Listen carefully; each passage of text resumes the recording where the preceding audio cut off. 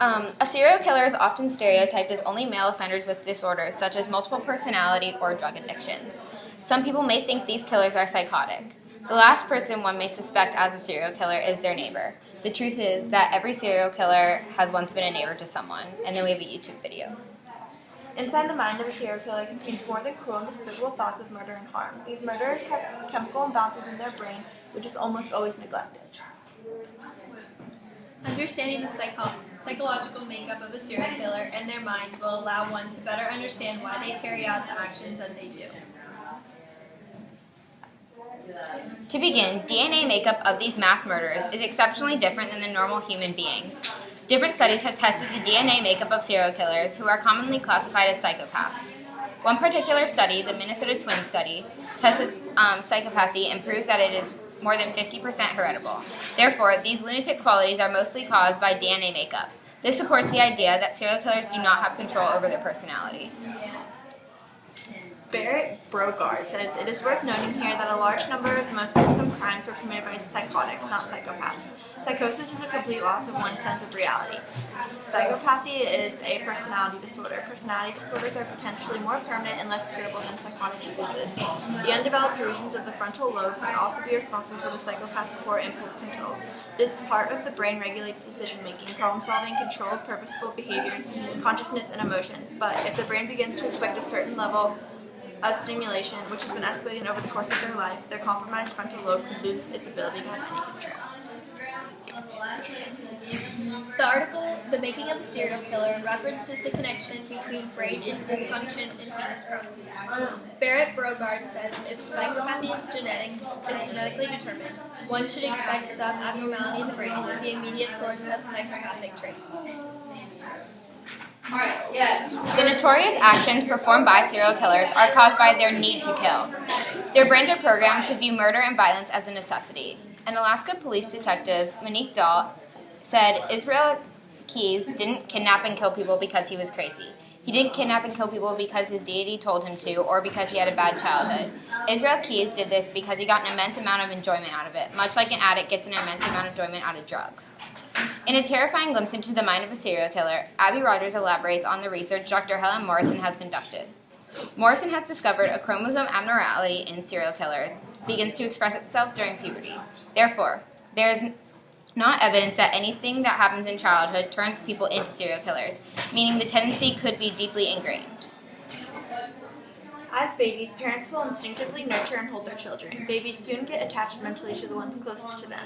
Rogers states that attachment is a baby's first awareness that it's a separate being dependent on other people. Serial killers don't develop that feeling and don't see themselves as part of the world.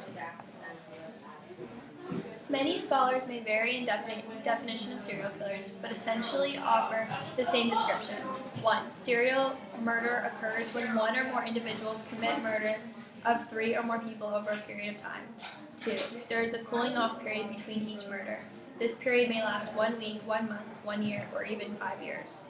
3. There is usually no connection between the victim and assailant. 4. Many serial murderers are different geographically. They tend to move from location to location. And 5. Motives are not for material reasons, but for power or control. Several researchers have gathered data and created several categories, labels, motives, and types of murderers. Categories may include biological, sociological, or psychological traits. Holmes and DeBurger have described 4 types of serial murderers. The visionary type hears voices which command them to commit such horrendous acts. The mission-oriented type believes it's their duty to exterminate the evil people in the world. These evil people may include prostitutes or specific ethnic groups. The hedonistic type commits violent acts for the fun of it. The power of control type is motivated by the pure fact of having power over and being able to dominate their victims. Has anyone heard of the show Criminal Minds? Well, the BAU is a real branch of the FBI, and one of the most important is understanding how a serial killer thinks. BAU stands for the Behavioral Analysis Unit, and they assist law enforcement in finding and arresting highly intelligent criminals. Their assistance is provided through the process of criminal investigative analysis. Criminal investigative analysis is a process of reviewing crimes from both a behavioral and investigative perspective. It involves reviewing and assessing the facts of a criminal act, interpreting offender behavior, and interaction with the victim, as exhibited during the commission of the crime, or as displayed in the crime scene.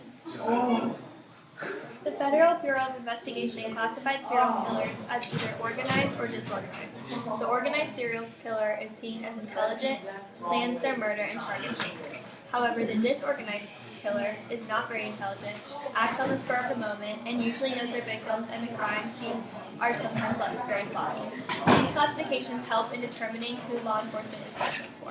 And then with all these statistics, we have charts. And Charlie's. Alright, so serial killers in the media are usually not portrayed correctly. Movies such as Texas Chainsaw Massacre, The Shining, they're usually depicted of a disorganized serial killer. However, a successful serial killer or organized serial killer portrayed in the media could be Dexter, the show Dexter. Dexter is extremely accurate in the way that they project him. The only thing that is really questionable is that serial killers usually don't obtain their mental stress through PTSD, and in Dexter he has PTSD disorder, and that's why he is a serial killer. And also, not all serial killers are successful or organized, like was said. And then we have quotes from articles on Dexter that we can put on the board behind us. Okay.